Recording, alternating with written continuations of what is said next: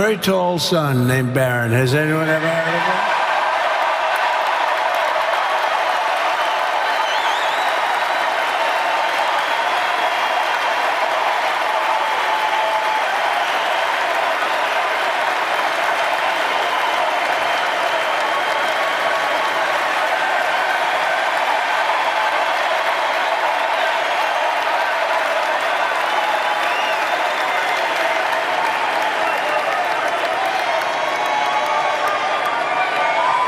Thank you.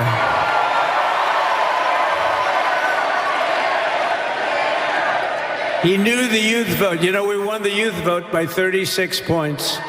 And he was saying, Dad, you got to go out and do this one and that one. And we did a lot of them.